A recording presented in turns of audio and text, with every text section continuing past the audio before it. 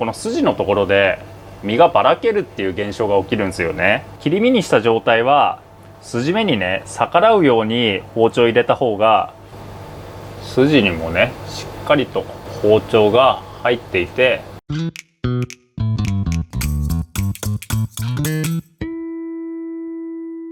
包丁と大トロということで、今日はねこれ、僕がね愛用している本焼き包丁なんですが、包丁のね切れ味が良いとどれぐらいね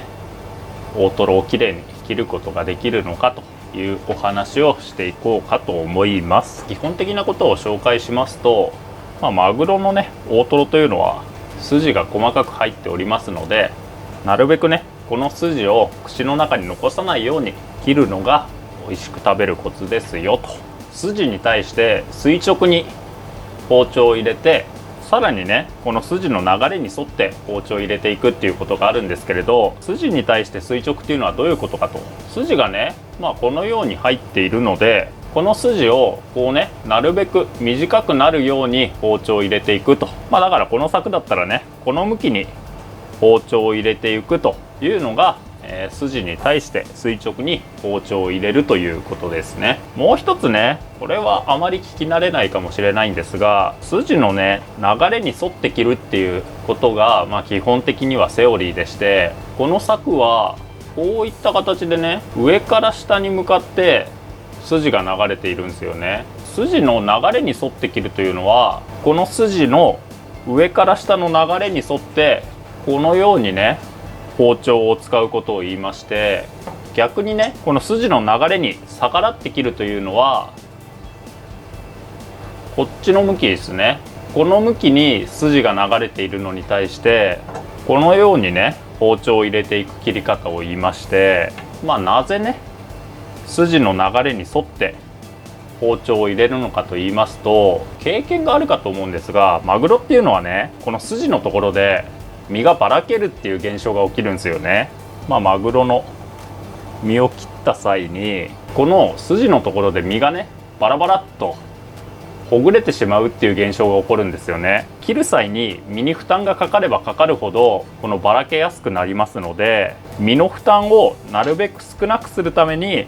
この流れに沿ってこのように包丁を切り進めていくと、こう筋に逆らうようにこうねマグロに包丁を入れてくると、断面を見ると分かると思うんですが、筋がこういった目で流れているのに対してこうやって筋の流れに逆らうように包丁を入れているので、このマグロの身がばらけやすくなってしまうと。そういった理由で筋の流れに沿って切ると、筋に対して垂直に、そして流れに沿うようにマグロを切っていきます。この時にね、包丁の切れ味が良いとスッと一発でマグロの切り身を切ることができますんで、ここでね包丁の切れ味が悪いとこう刃をねキコキコ何往復もしないと切れませんので、包丁の切れ味は重要ですよと。お店によるとも思うんですが、ここからねさらにねこういった形で筋に包丁を入れることでよりね口の中の筋の残りを減らすっていうね包丁の使い方がありますので、この時にね包丁の切れ味が結構重要になってきますので、この筋に対して、切れる包丁とね切れない包丁でどれぐらい差が出るかというのを紹介していきます。参考のためにね包丁2本用意しまして、こっちはね、しっかりと研いだ本焼き包丁ですね。このね触るとしっかり指にかかりますし、爪にのせるとねキュッと止まるような状態まで研いだ本焼き包丁ですね。こちらはね僕が10年ほど愛用している柳刃包丁なんですが、これもねしっかり営業中使っているんですが、今回はね参考のために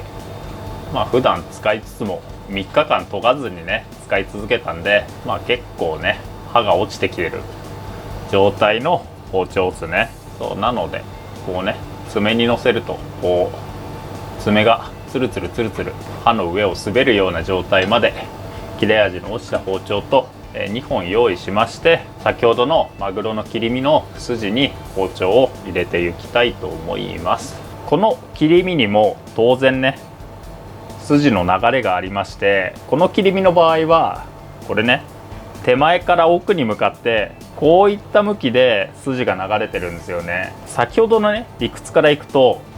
筋の流れに沿って手前から奥に向けて包丁を使って切ると思われると思うんですが、実は逆でして、切り身にした状態は筋目にね逆らうように包丁を入れた方が実はね筋が切りやすいと。切り身にした段階でマグロの身っていうのはだいぶねほぐれやすくなっている状態なんですよ。この筋の流れに沿って包丁を入れていくと、この身がねずれやすいんで、スルスルスルスルね包丁の動きに合わせて伸びていってしまうんですよね。そうすると身は切れてるんだけど筋が切れないみたいなね現象が起こるんで、切り身にした後はマグロの筋の流れに逆らうように包丁を使うというのがポイントですね。この場合はね手前から奥にこの筋の流れがあるので、マグロの身の手前を押さえながらこういった形で包丁を使うと。逆にね、じゃあ奥から手前に身が流れている場合っていうのは、マグロの切り身の奥を軽く押さえるようにして包丁を押すようにマグロの筋を切ると、切り身の筋を切るポイントですね。まずはねこちらの切れ味の落ちた包丁でマグロを切っていくんですが、今回はねこれ切断するわけではないので、ちょっとね分かりやすいかと思うので、この器の上でマグロを切っていこうかと思います。筋がねこの向きで流れているので、奥から手前に引くようにマグロを切っていくと。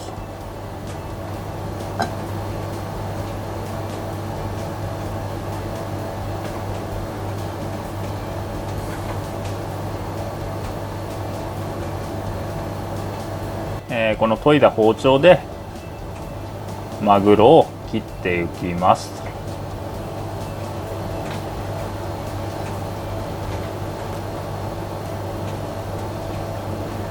切れない包丁と切れる包丁とで切った切り身なんですが、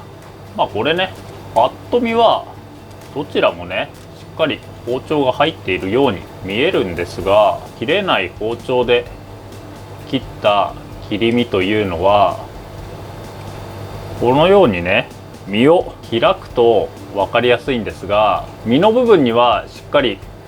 包丁が入っているんですけれど、筋の部分に全然包丁が入っていなくて、見かけだけしっかり筋を切っているようには見えて、実際はね全然筋に包丁が入っていないと。切れる包丁で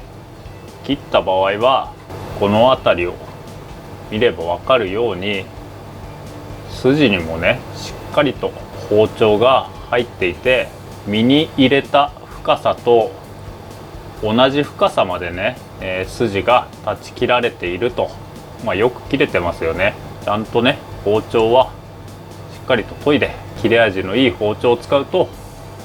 美味しい料理を作ることができますよと。こんなねマグロを切る機会も